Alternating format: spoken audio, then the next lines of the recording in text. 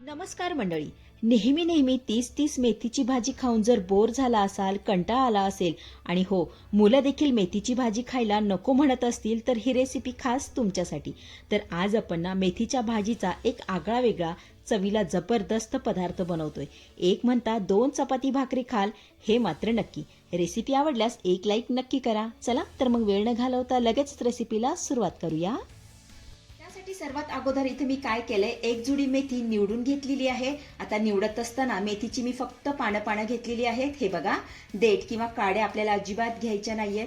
आता ही मेथी मी स्वच्छ धुवून यामधलं सगळं पाणी निथळून काढलेलं आहे. हे बघा, आपण आता ही मेथी ना चिरून घेऊयात. तर मेथी आपल्याला इथे खूप जास्त बारीक चिरायची नाहीये, तर अशी मोठी मोठी चिरून घ्यायची आहे. हे बघा, अशा पद्धतीने.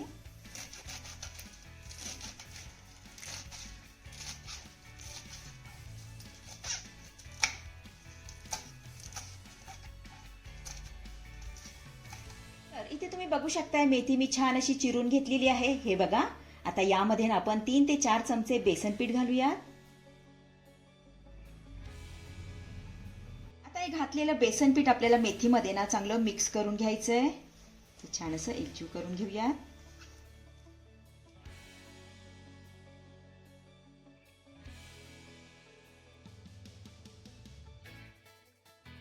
तर इथे मी ना बेसन पिठाचा वापर केलेला आहे. तुम्हाला बेसन पीठ चालत नसेल ना तर मुगाच्या डाळीचं पीठ वापरलं तरी सुद्धा चालेल. हे बेसन पीठ भाजीमध्ये मी छान असं मिक्स करून घेतलेलं आहे. आता यामध्ये ना आपल्याला 1 चमचाभर तेल घालायचंय. हे तेलही छान असं मिक्स करून घेऊया.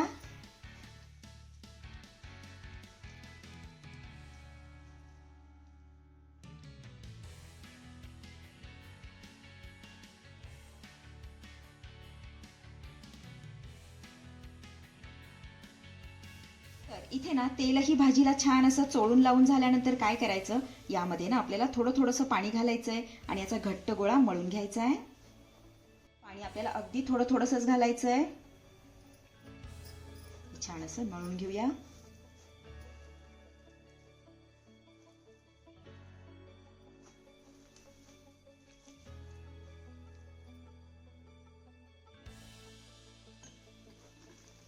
तर इथे तुम्ही बघू शकताय, आपलं हे घट्ट मिश्रण असं मळून झालेलं आहे. आता काय करायचं, हाताला थोडंसं तेल लावून घ्यायचंय. दोन्ही हाताला तेल लावून घेतेय. त्यानंतर यामधला एक गोळा काढून घ्यायचा आहे. याचा छान असा लाडू वळून घ्यायचा आहे. हे बघा, अशा पद्धतीने.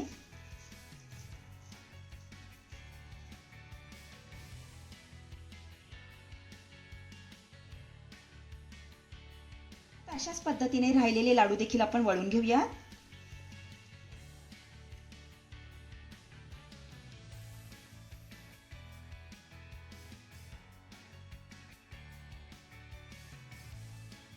आपल्या ह्या भाजीच्या मिश्रणाचे 4 लाडू वळून तयार झालेले आहेत. हे बघा, तर इथे मी हे लाडू करून घेतलेले आहेत. तुम्ही मुटके बांधले ना तरी सुद्धा चालेल. आपण आता हे लाडू ना वाफवून घेऊयात. त्यासाठी कढईमध्ये पाणी गरम करण्यासाठी ठेवलं होतं. पाणी देखील आपलं चांगलं गरम झालेलं आहे. आता अशा पद्धतीची रिंग यामध्ये मी ठेवून घेतेय. नंतर इडलीची प्लेट यावर ठेवायची आहे.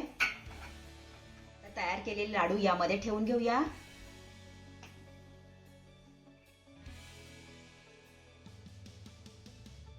यावरती आपल्याला झाकण ठेवायचं आहे. गॅसची फ्लेम मीडियम करायची आहे आणि मीडियम फ्लेमवरती हे लाडू ना आपल्याला 7 ते 8 मिनिटं चांगले वाफवून घ्यायचे. तर इथे ना 7 ते 8 मिनिटांनंतर यावरचं मी झाकण काढतेय. त्यानंतर ह्या लाडूला हात लावून बघायचा आहे.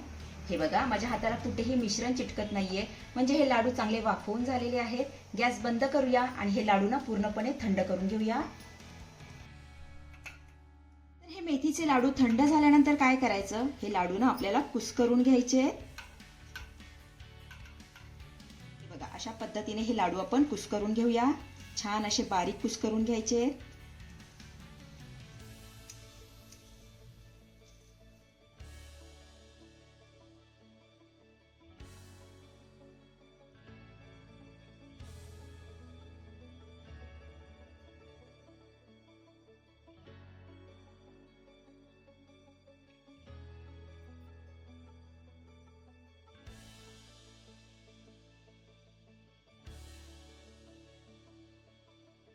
मंडळी, तुम्हा सगळ्यांना एक छोटीशी विनंती असेल, एक रेसिपी तयार करण्यासाठी ना खूपच मेहनत घ्यावी लागते.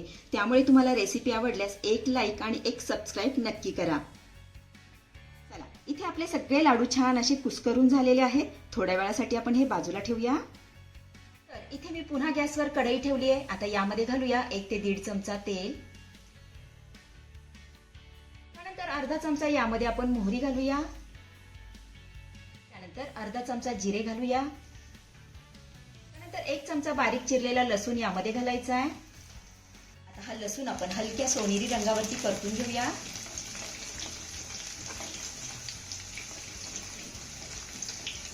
चला, इथे आपला लसूण चांगला परतून झाला की एक बारीक चिरलेला कांदा यामध्ये घालायचा आहे. आता हा कांदा देखील आपल्याला हलक्या सोनेरी रंगावरती चांगला परतून घ्यायचा आहे.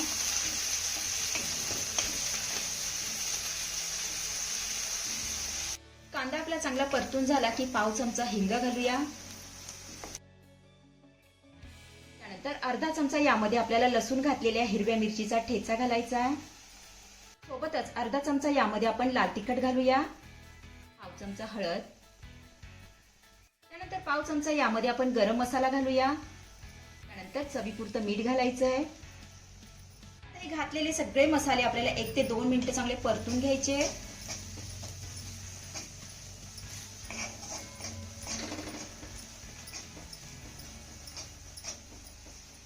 चला, इथे आपले सगळे मसाले चांगले परतून झालेले आहेत. आता यामध्ये ना आपल्याला कुस्करलेली मेथी घालायची आहे.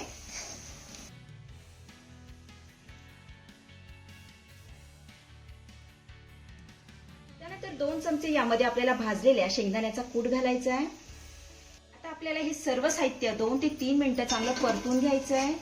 छान असं मिक्स करून घ्यायचं आहे.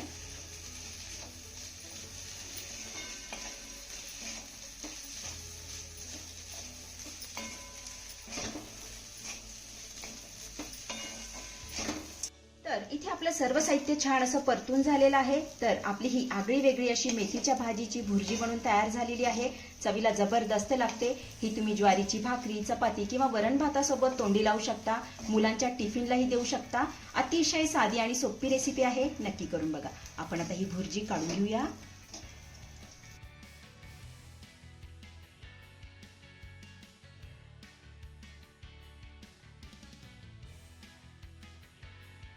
तर मंडळी, कशी वाटली आजची रेसिपी? आवडली आहे का तुम्हाला? आवडली असेल तर लाईक करा, शेअर करा, सबस्क्राईब करा आणि हो, शेजारीच असलेलं घंटीचं बटन दाबून ऑलवर क्लिक करा, जेणेकरून माझ्या येणाऱ्या नवीन रेसिपींचं नोटिफिकेशन सर्वात आधी तुम्हाला दिसेल. धन्यवाद.